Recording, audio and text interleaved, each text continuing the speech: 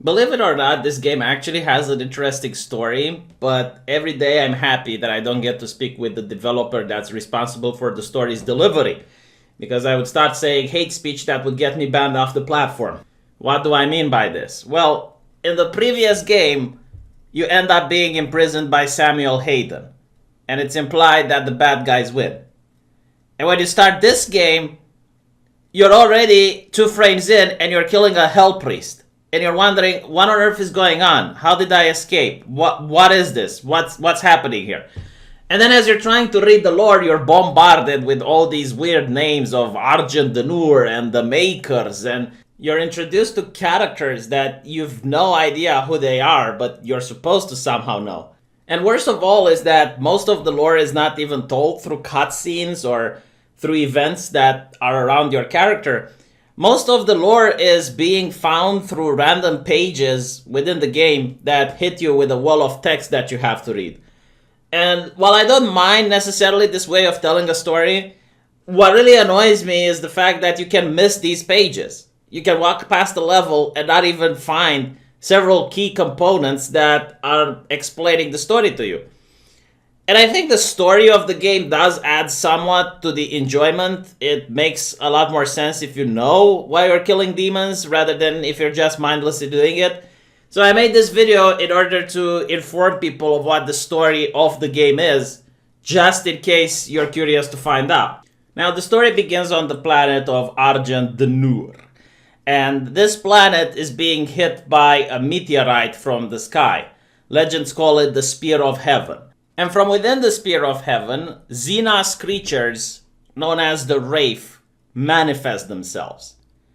Now, these creatures have the ability to spread toxic masculinity to everything around them, making the fauna and the flora jacked up on testosterone. Like, let's say a cute, adorable bunny approaches a Wraith. That bunny would be transformed into a titanic monstrosity that wants to kill and destroy anything in front and around it. And because of this, most animals grow to the same height and they start doing battling with each other. Kind of like a realistic jacked up version of Pokemon. But instead of kids controlling these animals turn the planet into the Warhammer 40k equivalent of a death world, where most people have very short expiration date on their lifespan. However, the same people realize that by worshipping the Wraiths, they can also gain the Wraiths' power. And by worshipping and sacrificing to the Wraiths, they can gain access to magic. Now at this point, it's kind of implied that the world of Argent D'Nur might be a little bit similar to Heretic, and I would pay a fortune to play that game. But I don't think it's going to come anytime soon due to copyright issues. So, as you can imagine, the people of Argent D'Nur, they become incredibly warlike. They learn the way of the sword, and the planet becomes a very masculine, only the strong survive type of environment. Now, eons later, on the same planet, you have another alien race called the Maykrs. Now, the Maykrs are like the European Union of the Doom universe. They are a hive mind of advanced people, and in exchange for servitude, they promise the lesser races technology, wealth, and more importantly, the ability for their souls to go to heaven. You see, the Maykrs are from this interdimensional space. You can think of it like Brussels. And in exchange for servitude, you get to live in Brussels. And people who live in Brussels live very well compared to people outside of that universe. So the people of Argent D'Nur were very enticed by this prospect and adopted the Maykrs as their new gods. And in the name of their new gods, they reach for the stars in a glorious crusade in order to bring the Maykrs' word to lesser civilized races. Now their civilization is still one built on an absolute military meritocracy where only the strong manage to survive. And despite all of this, they still have a kindness in order to offer asylum for people that seek it. The only catch is that if you're a refugee and you want asylum with the people of Argent D'Nur, you have to prove your worth to their society by fighting in the Colosseum. And just to see how the people of Argent D'Nur's mercy knows no bounds, you don't really have to win the life or death struggle in the Colosseum. You can still lose, but if you manage to put on a really great show, you will gain asylum. And one of the people that seek asylum seems to be a human that has been teleported from a foreign world. The human doesn't seem to have all his mental faculties and doesn't speak coherently. In fact, he doesn't speak in a language that the people of the D'Nur can understand at all. He is speaking in foreign tongues. Nevertheless, the compassion of the people of the D'Nur knows no bounds, and he is allowed a chance in order to get asylum. He is taken to the Colosseum, and he manages to surprise everyone as he wins the battle, and thus gains the right to remain in Argent D'Nur. As the people of the D'Nur manage to decipher what he is saying, they are shocked to find that the only thing this person can talk about is hate speech. Hate speech towards a race of demons that the Marine constantly says rip and tear. He is issuing threats of harassment and bullying towards the demon and wants to do violence upon them, something that the Maykrs become very intrigued in it. As the people from Argent D'Nur continue their conquest from the heavens, they eventually manage to come into contact with the demons. They find out that the demons, just like the Maykr, come from a different dimension. And with technological advancement from the Maykrs, they manage to open a rift into hell and start a crusade against the demons, as they rightfully believe that the demons are a threat to all existence. Their realm just wants to expand by consuming more and more worlds for the benefit of the hellish forces. So as the battle goes on, more and more lives from the people of the Argent D'Nur are lost. However, they don't really consider that to be a problem, since their souls are going to find peace at the Maker's embrace. Not only that, but because they're a warrior culture, they prefer death in battle over death from an old age, so all seems good. However, the forces of hell are demanding such a toll that they are starting to expand their warrior class to people that normally would never have access to. This is where the Marine is being recruited by the Sentinels, this being the warrior class of the D'Nur, an honor that has never been given to an outsider before. However, the Marine quickly learns the ways of combat. He quickly manages to surpass all expectations, and soon manages to be put onto the front lines of hell, and single-handedly manages to turn the tides of victory in favor of the Sentinels, and pushes deeper and deeper into hell, into places that no one has managed to conquer before.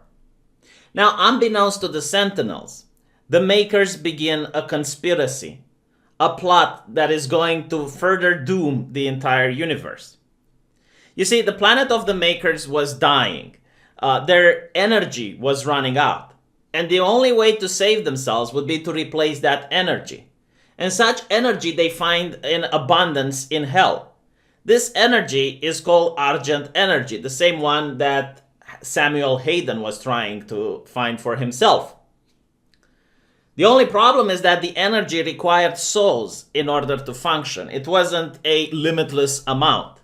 So the European Union does a deal with certain Middle Eastern nations that are very energetic, throwing away their principles and create this unholy alliance. The Maykrs are going to offer entire worlds for the forces of hell in exchange for Argent energy.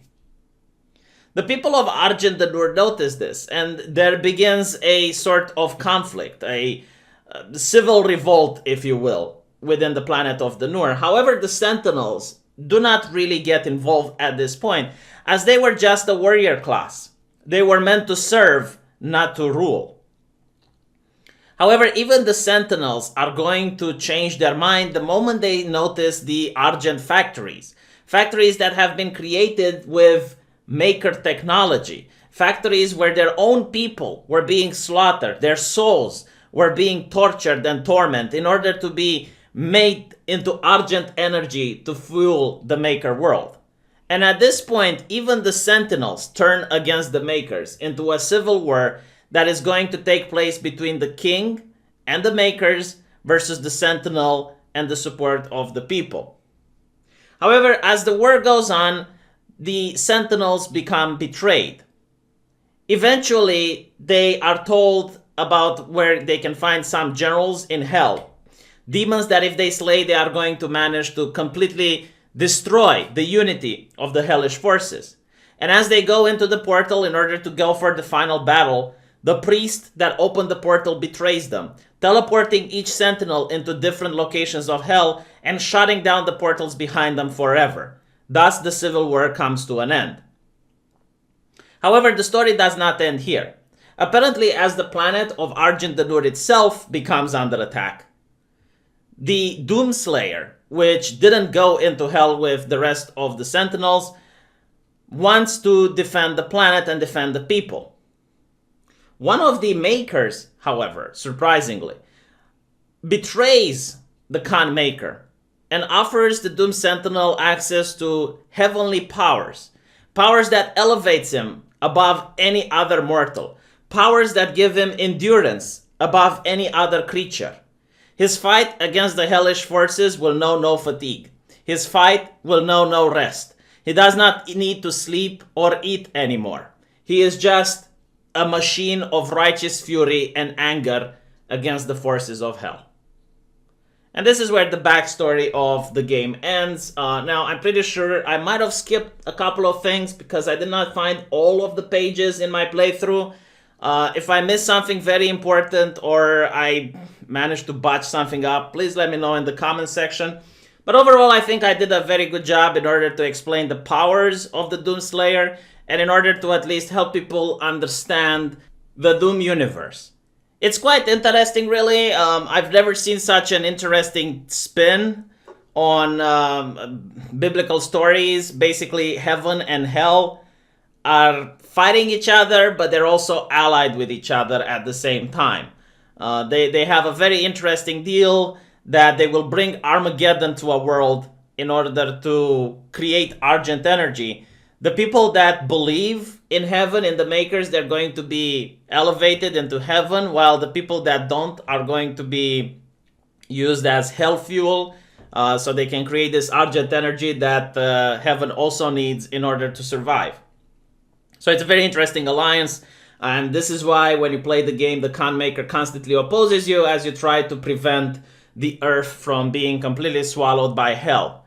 And it's also a story that has this recurring theme of a civilization developing itself until they don't have enough resources, and then they have to do immoral and unspeakable things in order to gain access to resources. This is something that Samuel Hayden did in the past. This is something that Olivia Pierce did in the past. And this is something that the people of Argent D'Nur had to do.